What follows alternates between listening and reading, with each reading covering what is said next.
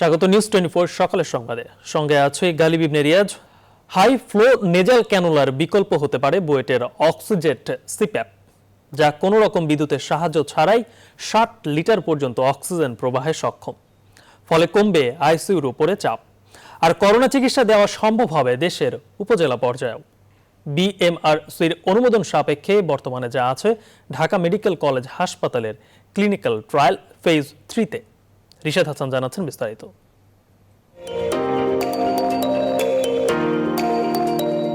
অক্সিজেট বুয়েটের biomedical engineering বিভাগের তৈরি সিপ্যাপ, যার মাধ্যমে কোনো রকম বিদ্যুতের সাহায্য ছাড়াই 60 লিটার পর্যন্ত অক্সিজেন প্রবাহ করা সম্ভব।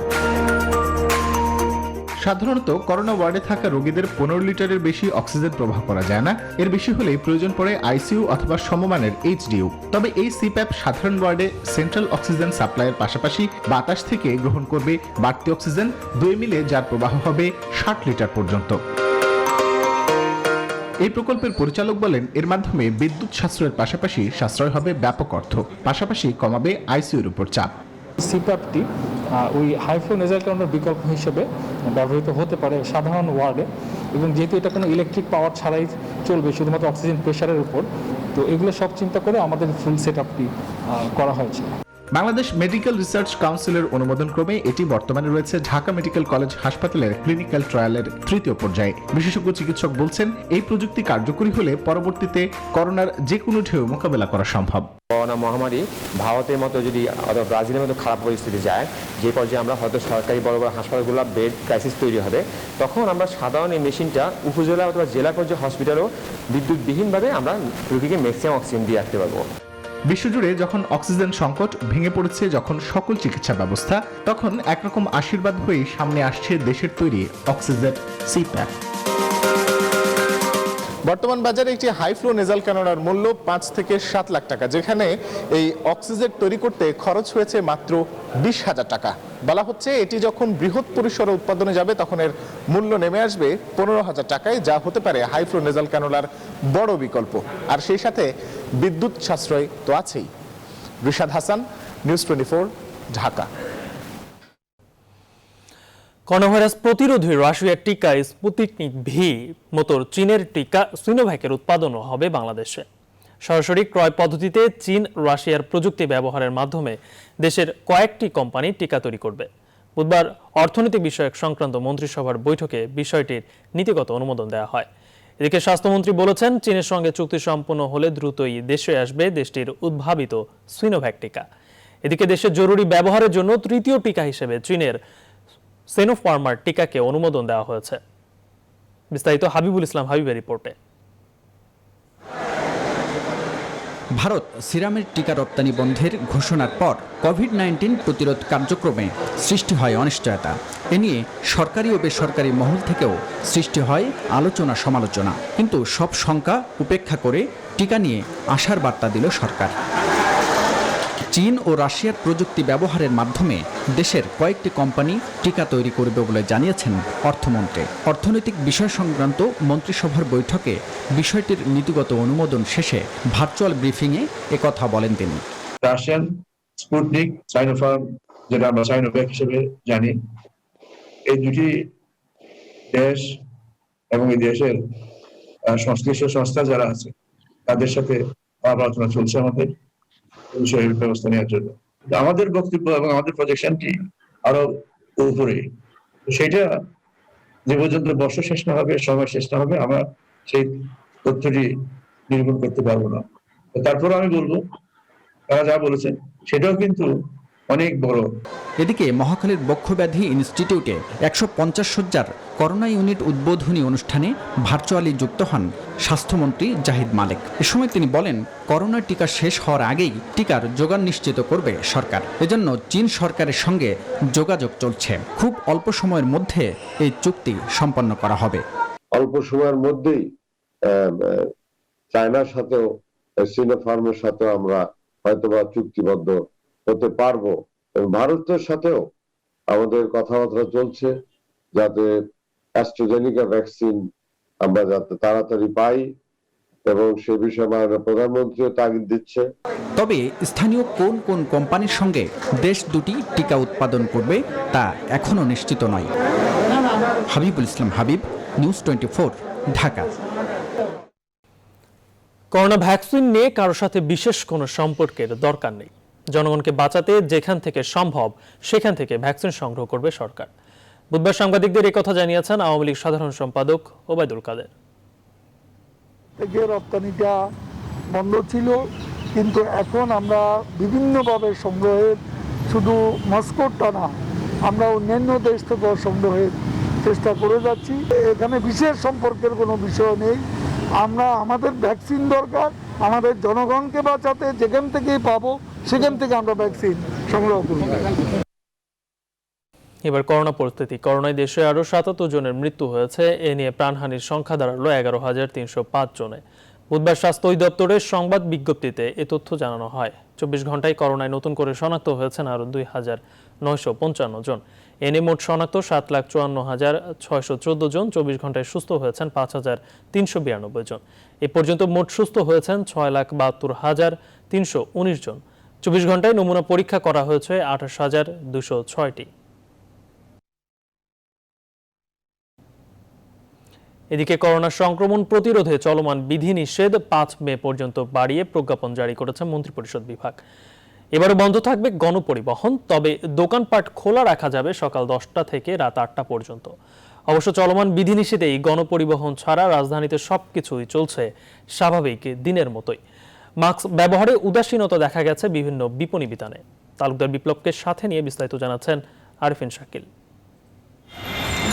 মৌচাক মার্কেটের সামনে হাত ধোয়ার ব্যবস্থা থাকলেও তা ব্যবহারে আগ্রহ নেই কেনাকাটা করতে আসা বেশিরভাগ মানুষের। ক্যামেরা দেখে কয়েকজন ব্যবহার করলেও কিছুক্ষণ পরেই আবারও শূন্য হাত ধোয়া স্থান।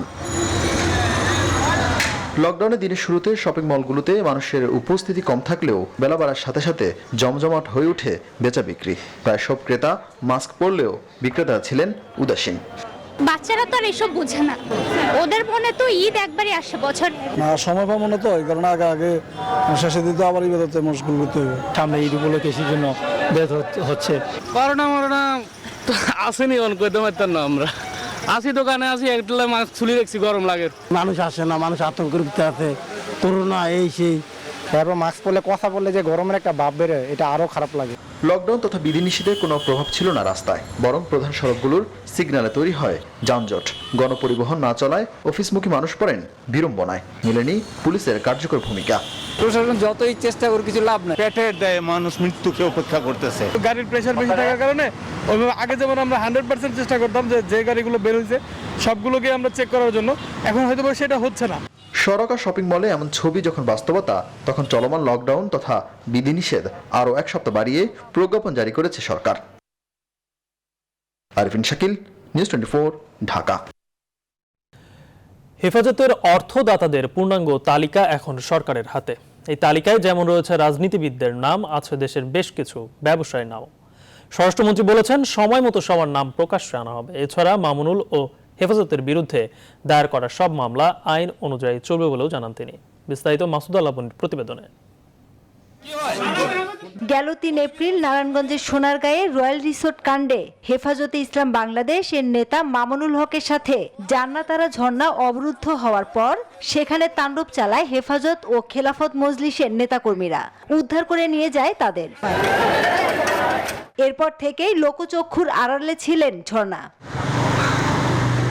রিসোর্ট কাণ্ডে মামুনুল হকের সাথে ঝর্ণার ফোনালাপ ফাঁসের পর মামুনুল ছাড়াও আলোচিত চরিত্র হয়ে ওঠেন ঝর্ণা। মঙ্গলবার রাজধানীর বছিলায় মামুনুলের বোনের বাসা থেকে ঝর্ণাকে উদ্ধার করে গোয়েন্দা পুলিশ। এখনো এটা জিজ্ঞাসাবাদ করিনি। তার বাবা আপনার ফরিদপুর থেকে আসে গত পরশুদিন একটি জিডি করে তার মেয়েকে উদ্ধারের বিষয় হলো মামুনুল হকের এক রিলেটিভের বাড়ি, সেখান থেকে তার যে ঝর্ণা বেগম তাকে দিয়ে দেওয়া হয়। এদিকে বুধবার সকালে নিজ বাসায় স্বরাষ্ট্রমন্ত্রী আসাদুজ্জামান খান কামাল বলেন, মামুনুল হক ও হেফাজতের বিরুদ্ধে সব মামলার অগ্রগতি আইন অনুযায়ী চলবে। তারা সবসময় রাজনৈতিক বেড়াজালের মধ্যে আটকে বিভিন্ন অপকৌশলে আমাদের চিহ্নিত যে জঙ্গি, চিহ্নিত সন্ত্রাসী, যারা সবসময় রাষ্ট্রের একটা অস্থিতিশীল পরিস্থিতি সৃষ্টি করে, তাদের সঙ্গে সম্পৃক্ত হয়ে যায়। হেফাজতের ফিন্যান্স যারা করে সেগুলোকে আমরা এখন আমাদের গোয়েন্দা সংস্থারা কাজ করছেন। আমরা কিছু কিছু উপাদান পাচ্ছি, আমরা এখনই অ্যানাউন্স করার মতন উপাদান আমরা আরো কিছুদিন আমরা তদন্তের পরে আমরা অ্যানাউন্স করব। এছাড়াও প্রথম দফা রিমান্ড শেষে মামুনুল আরও 2 মামলায় আছেন 7 দিনের রিমান্ডে। জিজ্ঞাসাবাদে নতুন নতুন তথ্য পাওয়া যাচ্ছে বলে জানায় গোয়েন্দা পুলিশ। মাসুদা লাবনী, নিউজ 24, ঢাকা। খালেদা জিয়ার চিকিৎসার জন্য 10 সদস্যের মেডিকেল বোর্ড গঠন করা হয়েছে। বুধবার রাতে গুলশানে এক সংবাদ সম্মেলনে এই কথা জানান তার ব্যক্তিগত চিকিৎসক টিমের সদস্য অধ্যাপক এজেড জাহিদ হোসেন। তবে বেগম জিয়ার শারীরিক অবস্থা স্থিতিশীল আছে। তবে তার পুরনো কিছু রোগের পরীক্ষাগুলো করার সিদ্ধান্ত নিয়েছেন চিকিৎসকরা। এজন্য অন্তত আরও 2-3 দিন তাকে হাসপাতালেই থাকতে হবে। প্লাবন রহমান জানাচ্ছেন বিস্তারিত। মঙ্গলবার রাত 10টার দিকে রাজধানীর এভারকেয়ার হাসপাতালে নেওয়া হয় বিএনপি চেয়ারপারসন বেগম খালেদা জিয়াকে। মূলত করোনা পরবর্তী বেশ কিছু পরীক্ষা নিরীক্ষা করাতেই হাসপাতালে আসেন বেগম জিয়া। শেষমেশ চিকিৎসকদের পরামর্শে এভারকেয়ার হাসপাতালে ভর্তি হন বিএনপি চেয়ারপারসন। চিকিৎসকরা জানান বিস্তারিত পরীক্ষার জন্যই তাকে সাময়িকভাবে ভর্তি করা হয়।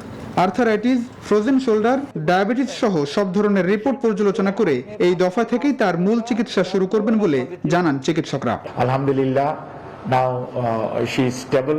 ওনাকে গত 1.5 বছর আমরা কোনো পরীক্ষা করাতে পারিনি করোনার কারণে, এবং ওনার যে সেই কারণেই আমরা ওনাকে যে সমস্ত পরীক্ষা নিরীক্ষা হসপিটাল নিয়ে যে করার প্রয়োজন সেগুলো আমরা করতে পারিনি, এবং সেই কারণেই সে সমস্ত পরীক্ষাগুলো আমরা নিয়মিত চেক আপের অংশ হিসাবে ওনার পরীক্ষাগুলো এভারকেয়ার হসপিটালে করা হচ্ছে। বসুন্ধরার এভারকেয়ার হাসপাতালে খালেদা জিয়ার চিকিৎসার জন্য 10 সদস্যের মেডিকেল বোর্ড গঠন করা হয়েছে। বুধবার রাতে এক সংবাদ সম্মেলনে বিএনপি চেয়ারপারসনের সবশেষ শারীরিক অবস্থা জানাতে গিয়ে এর তথ্য জানান তার ব্যক্তিগত চিকিৎসক টিমের সদস্য অধ্যাপক এজেড জাহিদ হোসেন।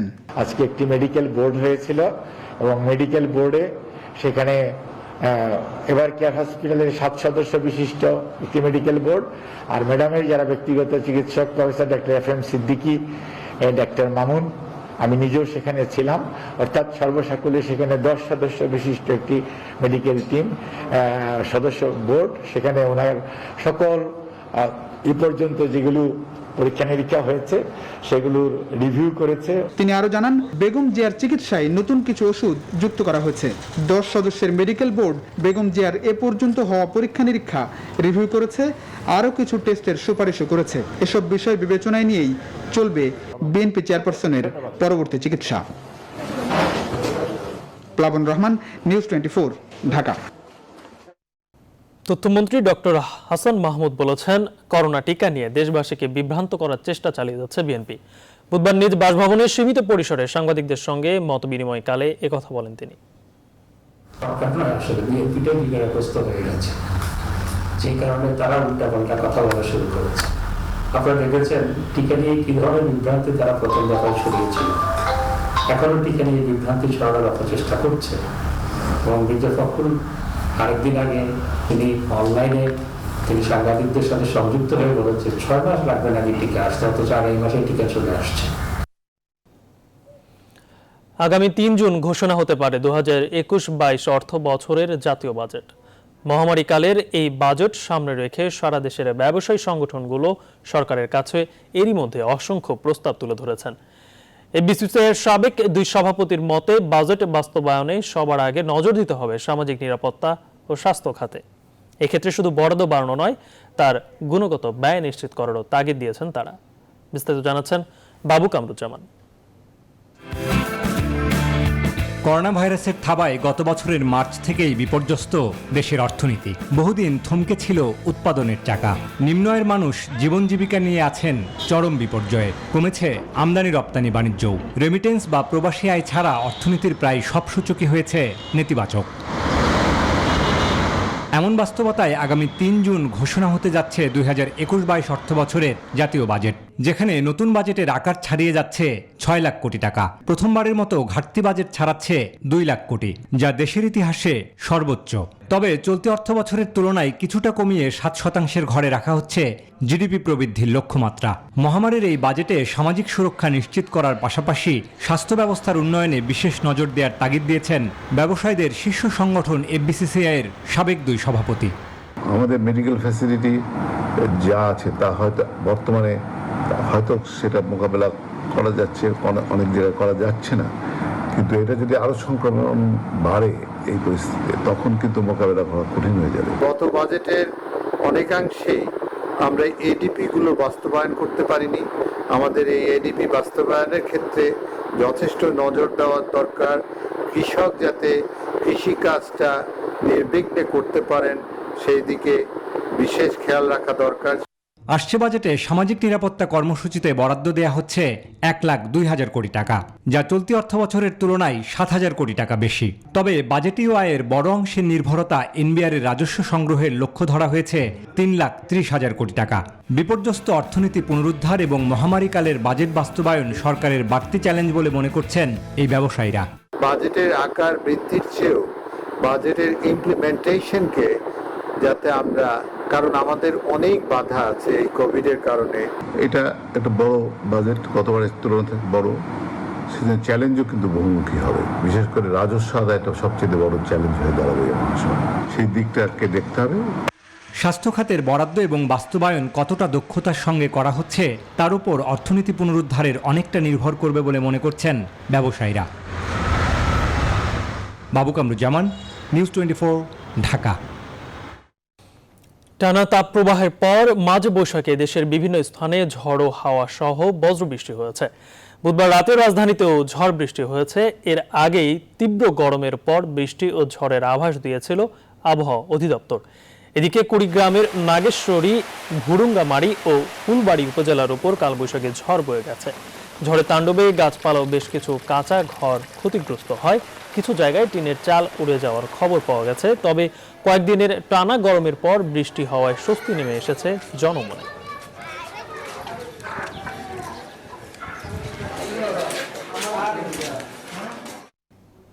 সকলের সংবাদে নিচে একটি বিরতির সঙ্গেই থাকুন। বিরতির পর আবারও স্বাগত। আপনারা দেখছেন নিউজ 24 সকালের সংবাদ। গত করোনায় গরিব অসহায় মানুষের পাশে অনেকেই দাঁড়ালেও এবার যেন কেউ নেই তাদের পাশে। রাজধানীর বিভিন্ন সড়কগুলোতে বিকেল হলেই অনেককে দাঁড়িয়ে থাকতে দেখা গেছে একটু সাহায্য পাবার আশায়। অসহায় এসব মানুষ বলছেন, সোহারিতে সামান্য কিছু মুখে দিয়ে রোজা রাখলেও ইফতার করার খাবার নেই ঘরে। চলমান লকডাউনের সময়টুকু পার করতে তাই সরকার ও সামর্থ্যবানদের সহায়তা চেয়েছেন তারা। বিস্তারিত মাহমুদুল হাসানের রিপোর্টে। একদিকে চলমান লকডাউনে জীবিকার অনিশ্চয়তা, অন্যদিকে মাথার উপরে বৈশাখ মাসের প্রচণ্ড তাপদাহ, এই দুয়ে মিলে জীবনধারণ যেন কঠিন হয়ে পড়েছে শ্রমজীবী মানুষের। বাধ্য হয়ে পথের ধারে এসে দাঁড়ান সাহায্য পাবার আশায়। বাড়ি বাড়ি কাজ করে জীবিকা নির্বাহ করা এই নারী তার সন্তানদের নিয়ে বসে আছেন হাতিরঝিলের এক প্রান্তে। বলছেন, জীবিকার পথ বন্ধ, তাই হাতে টাকা নেই, এমন বাস্তবতা মানতে চায় না অবুঝ শিশুরা। ইফতারিও তো খাবার পাই না, সিয়ারিও তো খাবার পাই না, কষ্ট করে রোজা রাখি আমরা। সোলপল খাওয়া একটা কান্দাকাটি করে সব সময়। কালকে রাত্রে এক গ্লাস পানি খেয়ে বাবা রোজা রাখা যাইতাছি, এতটুকু করে মোতার করার কিছু নাই। তার মতো আরো অনেকেরই দেখা মিলল ইফতারের ঠিক আগ মুহূর্তে। গত করোনায় এসব মানুষের পাশে দাঁড়িয়েছিলেন অনেকেই, তবে এবার সেই সংখ্যা একেবারে কম। একদিন ইফতারি দিলে আর 7 দিন দেয় না, তো কইতে খাবো আমরা? আমার ফোয়া নাই, স্বামী নাই, ডাল নাই, চাল নাই, ঘরে কিছু নাই, এখন এই জন্য রাস্তা বই রয়েছে। রমজান মাস হতো মনে খাওয়ান করতে খাইব, আমরা কামাই নাই, রুজি নাই, খাইব করতে কে করি। তারা বলছেন, কাজ করার সুযোগ পেলে পরিস্থিতি বদলে যাবে, তার আগের সময়টুকু পার করতে তাই সরকারি সহায়তার দাবি জানিয়েছেন এসব মানুষ। মাহমুদুল হাসান, নিউজ 24, ঢাকা। সকলের সংবাদে নিচ্ছে আরো একটি বিরতি। সকলের সংবাদে আবার স্বাগত। আপনারা দেখছেন নিউজ 24। গাইবান্ধার ঘাগোয়া ইউনিয়নে সেতু আছে, নেই সেতুর দুই পাশে সংযোগ সড়ক। স্থানীয়দের অভিযোগ, সংযোগ সড়ক নির্মাণে সংশ্লিষ্টরা কোনো উদ্যোগ না নেওয়ায় 5 বছর ধরে মানুষ নদীর ওপর ঠায় দাঁড়িয়ে রয়েছে সেতুটি। এই অবস্থায় প্রায় 5 কোটি টাকার সেতুর সুফল পাচ্ছে না লক্ষাধিক মানুষ। Saiful Islam প্রিন্সের তথ্যচিত্রে desk report. গাইবান্ধায় ঘাগুয়া ইউনিয়নে মানুষ নদীর ওপর 5 বছর আগে নির্মাণ করা হয় বাদশার খেয়া নামের সেতুটি। তবে সেতুতে ওঠার জন্য নেই কোনো সংযোগ সড়ক। এই অবস্থায় চরম দুর্ভোগ পোহাতে হচ্ছে লক্ষাধিক মানুষকে। স্থানীয়দের অভিযোগ, সেতু নির্মাণের পর দুই দিকের অ্যাপ্রোচের সামান্য মাটির কাজও করেনি ঠিকাদার প্রতিষ্ঠান। এই অবস্থায় সেতুর উপর দিয়ে যান চলাচল বন্ধ থাকায় বিকল্প পথে প্রায় 10 কিলোমিটার ঘুরে যেতে হয় তাদের।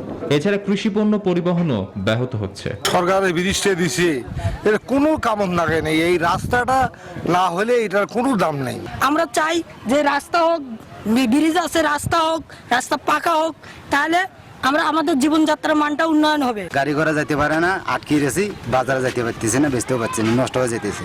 অবশ্য সংশ্লিষ্টরা বলছেন, জনদুর্ভোগ কমাতে সংযোগ সড়ক নির্মাণের জন্য দ্রুতই পদক্ষেপ নেওয়া হচ্ছে। অ্যাপ্রোচ রোডের পাকুড়া সদর দপ্তর প্রেরণ করেছি, বা পাকুড়ার অনুমোদন হলে আমরা পরবর্তীতে দরপত্রের মাধ্যমে অ্যাপ্রোচ সংযোগ উন্নয়ন করতে পারবো। এলজিইডির অর্থায়নে 4,76,00,000 টাকা ব্যয়ে নির্মাণ করা হয় এ সেতু। Desk report, news 24। এবার ফার্স্ট সিকিউরিটি ইসলামী ব্যাংক অর্থ বাণিজ্যের সংবাদ। করোনা ভাইরাসের প্রভাবে বাগেরহাটের চিংড়ি শিল্পে দেখা দিয়েছে বিপর্যয়। একদিকে রপ্তানি বন্ধ থাকায় চাষিরা পাচ্ছে না চিংড়ির ন্যায্য দাম, অন্যদিকে রেণু পোনা সংকটের কারণে পোনা ছাড়াও ব্যাহত হচ্ছে। এই অবস্থায় গেল বছরের মতো এবারও আর্থিক ক্ষতির মুখে পড়েছেন চাষিরা। শেখ আহসানুল করিমের তথ্যচিত্রে ডেস্ক রিপোর্ট। বাগেরহাটে ৭১,৮৮৬ হেক্টর জমিতে চাষ হয় বাগদা ও গলদা চিংড়ি। লকডাউনের কারণে এসব চিংড়ির রপ্তানি বন্ধ থাকায় বিক্রয়যোগ্য চিংড়ির দাম কমেছে, ফলে চাষিরা বঞ্চিত হচ্ছে ন্যায্য মূল্য থেকে। 1000 মাছ গুনলে 20টা টাকা পাই। এই 20টা টাকার জন্য আমার আজকে এই বাজারে আসতে হচ্ছে। এরপরেও যদি লকডাউন দিয়ে এটা বন্ধ করে দেওয়া হয়, তাহলে আমার এই 20টা টাকা কি আমাকে দেবে? আগে মাছ বিক্রি করেছি 1300-1400 টাকা, এখন সেই মাছের দাম হাফ, 600, 700, 800, 900 টাকা। এদিকে গত 14 এপ্রিল থেকে চলমান লকডাউনে পরিবহন ব্যবস্থা অচল থাকায় রেণু পোনার চরম সংকট দেখা দিয়েছে। এতে মৌসুমের শুরুতে চাহিদা অনুযায়ী ঘেরে পোনা ছাড়তে পারছেন না চাষিরা। বাজারঘাট নেই, পুনাবাদি আসতেছে না, তাহলে আমরা কি করে বাঁচবো? হালকা পাতলা বাজ আছে, 3000-3200 টাকা করে হাজার। ব্যবসায়ীরা বলছেন, রপ্তানি বন্ধ থাকায় গত 1 বছরে বাগেরহাটের চিংড়ি শিল্পে ক্ষতির পরিমাণ দাঁড়িয়েছে প্রায় 250 কোটি টাকা। চিংড়ি খাতের যে ব্যাপক ক্ষতি হচ্ছে, যেরকম 1700 টাকা চিংড়ি মাছ 800-900 টাকা বিক্রি হচ্ছে। করোনার প্রভাবে ক্ষতিগ্রস্ত চিংড়ি শিল্পে জড়িত চাষি ও ব্যবসায়ীদের আর্থিক প্রণোদনা দেওয়া হচ্ছে বলে জানালেন সংশ্লিষ্টরা। প্রণোদনার কারণে চাষের চিংড়ি সেক্টরে চিংড়ি চাষের একটা উৎসাহ পাচ্ছে। এছাড়া হলো উনি 5,000 কোটি টাকার একটা ব্যাংক ঋণ 4% সুদে প্রণোদনা ঘোষণা করছে, যাতে চাষি 4% সুদের লোন গ্রহণ করে চিংড়ি চাষটা অব্যাহত রাখতে পারে। চাষিদের দাবি, দক্ষিণ পশ্চিমাঞ্চলের চিংড়ি শিল্পকে বাঁচিয়ে রাখতে প্রয়োজন সরকারি সহায়তা। Desk report, news 24। এবার কৃষি সংবাদ। চুয়াডাঙ্গায় গরম বাতাসে বোরো ধানের ব্যাপক ক্ষতি হয়েছে। কৃষকরা জানান, ধানের শীষ শুকিয়ে চিটা হয়ে গেছে, আবার অনেক জমির ধান গাছ পুড়ে ধূসর রং ধারণ করেছে। এই অবস্থায় লাভ তো দূরের কথা, উৎপাদন খরচ তোলার চিন্তায় দিশেহারা তারা। অবশ্য কৃষি বিভাগ বলছে, ক্ষতিগ্রস্ত কৃষকদের তালিকা করা হচ্ছে, দেয়া হবে প্রণোদনা। জামান আক্তারের তথ্যচিত্রে ডেস্ক রিপোর্ট। কৃষি বিভাগের তথ্য মতে চুয়াডাঙ্গায় গরম বাতাসে 400 হেক্টর জমির ধানের ব্যাপক ক্ষতি হয়েছে। কৃষকরা জানান, পাকা ধান ঘরে তোলার ঠিক আগ মুহূর্তে গরম বাতাসে ধানের শীষ চিটা হয়ে গেছে। বিশেষ করে ব্রি 28 ও ব্রি 58 জাতের ধানের ক্ষতি হয়েছে বেশি। এখন লাভ তো দূরের কথা, উৎপাদন খরচ তোলা নিয়ে দুশ্চিন্তায় তারা। ধান কাটতে এসে দেখছি সব বাল সাদা হয়ে গিয়েছে। হ্যাঁ, ধানের কিছুই হবে না, সম্পূর্ণ ধান দেখে সব চিটা হয়ে গিয়েছে। ধানের যে অবস্থা, আমাদের এই কেটে মেড়ে ঘরে তুলতে হলে আমাদের এখন গরু বেচা ছাড়ার কোনো পথ নেই। এই ধানটা আমরা আবাদ করেছি, এই 10% চাইলেও আমরা পাবো না। সংশ্লিষ্টরা বলছেন গরম বাতাসে অন্তত 20% জমির ধান ক্ষতিগ্রস্ত হয়েছে। এ কারণে এবছর প্রায় 400 মেট্রিক টন ধানের উৎপাদন কম হবে। গরম বাতাস বয়ে যাওয়ার ফলে প্রায় 400 হেক্টর জমি আংশিক ক্ষতিগ্রস্ত হয়েছে। আমরা এই ক্ষতিগ্রস্ত চাষিদের তালিকা করেছি এবং সেটা আমরা উপরে জানিয়েছি। তা সরকার যে পুনর্ধনাগুলো দিচ্ছে, আমরা আশা করি এই পুনর্ধনার মাধ্যমে সেই চাষিগুলোর ক্ষতিটা পুষিয়ে দেওয়ার চেষ্টা করব এবং চাষিরা আবার ঘুরে দাঁড়াতে পারবে। চলতি বছর চুয়াডাঙ্গায় 35,500 হেক্টর জমিতে বোরো ধানের আবাদ করেছে কৃষকরা। Desk report, news 24। এবার বৈশ্বিক করোনা পরিস্থিতি। 24 ঘন্টায় বিশ্বজুড়ে করোনা সংক্রমণ পূর্ববর্তী দিনের চেয়েও কিছুটা বেড়েছে। একদিনে আক্রান্ত হয়েছে 8,69,000 জন আর প্রাণহানি 14,725 জন। এ নিয়ে বিশ্বে মোট সংক্রমণ 15 কোটি ছাড়িয়ে গেল আর 31,62,000 ছাড়ালো মোট প্রাণহানির সংখ্যা। 24 ঘন্টায় আবারও সর্বোচ্চ শনাক্ত মৃত্যুর রেকর্ড গড়েছে ভারত। একদিনে সংক্রমণ ঘটেছে 3,79,000-এর বেশি, প্রাণহানি 3,647 জন। ব্রাজিলে একদিনে 77,000-এর বেশি আক্রান্ত ও 3,000-এর অধিক প্রাণহানি হয়েছে। আর 24 ঘন্টায় 55,000-এর বেশি করোনা রোগী শনাক্ত হয়েছে যুক্তরাষ্ট্রে, প্রাণহানি 8 শতাধিক। এদিকে আগামী 4 মাসের মধ্যে ইউরোপ করোনার বিরুদ্ধে হার্ড ইউনিটি অর্জন করে ফেলতে পারে বলে জানিয়েছেন বায়োএনটেকের প্রধান উঘোর শাহিন। আর আগামী বছর নাগাদ করোনার মুখে খাওয়া ওষুধ আসতে পারে বলে জানিয়েছেন ফাইজারের প্রধান নির্বাহী কর্মকর্তা আলবার্ট বোরলা। করোনা মহামারী প্রেসের স্বাধীনতার জন্য হুমকি স্বরূপ হয়ে দাঁড়িয়েছে বলে বুধবার মন্তব্য করেছেন জাতিসংঘের মহাসচিব আন্তোনিও গুতেরেস। এখন পর্যন্ত বিশ্বজুড়ে ভাইরাসটি থেকে সুস্থ হয়েছে 12,82,00,000-এরও বেশি মানুষ। ভারতে করোনা সংক্রমণ আর মৃতের হারের ঊর্ধ্বগতির মধ্যেই আজ অনুষ্ঠিত হচ্ছে পশ্চিমবঙ্গের বিধানসভা নির্বাচনের শেষ দফার ভোট গ্রহণ। শেষ দফায় মুর্শিদাবাদ 2টি, মালদাহর 2টি, কলকাতার উত্তর ও বীরভূমের 35টি আসনে ভোট হবে। এর আগে বিধানসভার 7 দফা ভোট অনুষ্ঠিত হয়। করোনা মহামারীর জন্য 8ম দফায় নির্বাচন কমিশনের দেওয়া নিষেধাজ্ঞার কারণে সব দলের প্রচারণা বন্ধ করা হয়, তবে ভার্চুয়াল প্রচারণা অব্যাহত ছিল। আগামী 2 মে সিংহভাগ আসনের ভোটের ফলাফল ঘোষণা করার কথা রয়েছে। কোভিড-19-এর সংক্রমণ রোধে বিজয় মিছিলে বের করা থেকে বিরত থাকার নির্দেশ দিয়েছেন নির্বাচন কমিশন।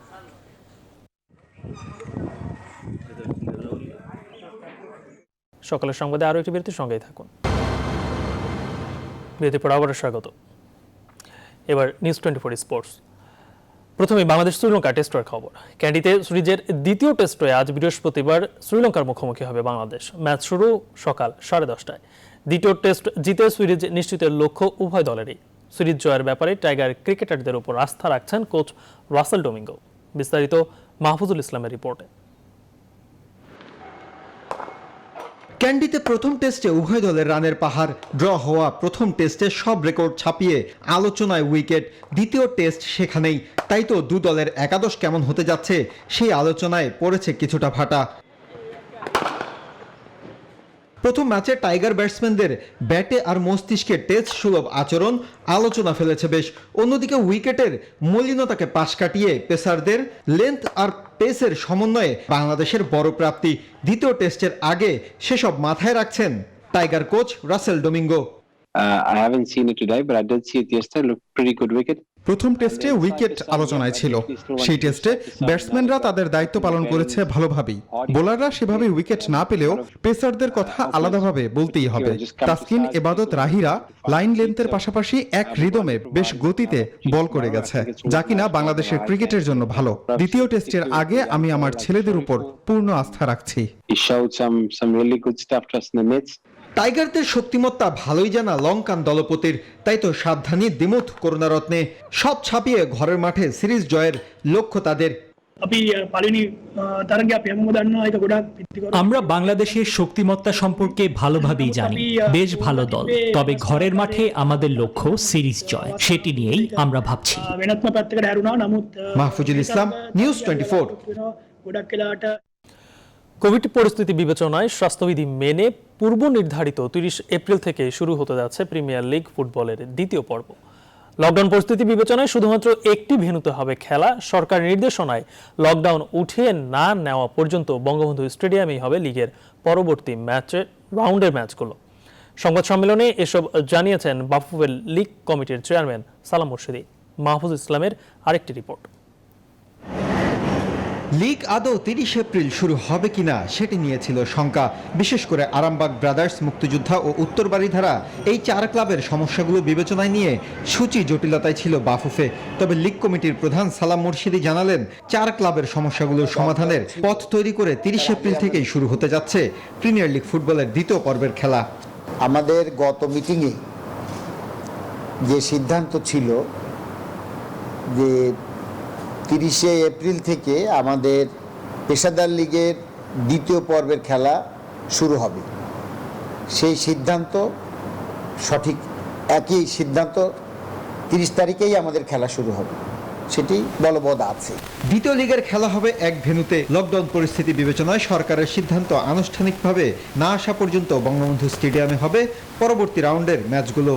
আমরা যে 4টা ভেন্যুতে অতীতে খেলেছি, আমরা শুরুটা একটা ভেন্যু দিয়ে করব, অর্থাৎ বঙ্গবন্ধু জাতীয় stadium, only for lockdown time. FC কাপে আবাহনী লিমিটেডের ম্যাচগুলো নিয়ে তৈরি জটিলতা নিরসনে এফসি থেকে নির্দেশনা পাওয়ার পরই সূচিতে কিছুটা পরিবর্তন আনা হবে বলে জানান লীগ কমিটির প্রধান। আবাহনী লিমিটেডের এই এফসি কাপে অংশগ্রহণটাকে ধরে নিয়েই আমরা কিন্তু ফিকচারটা সাজাচ্ছি। পরবর্তীতে যদি কোনো পরিবর্তন আসে তাহলে আমরা সেই জায়গাটা আবার পরিবর্তন আনবো। মাহফুজুল ইসলাম, নিউজ 24, ঢাকা। এখন এ পর্যন্তই। আপনারা দেখছেন নিউজ 24, সঙ্গে থাকে ধন্যবাদ সবাইকে।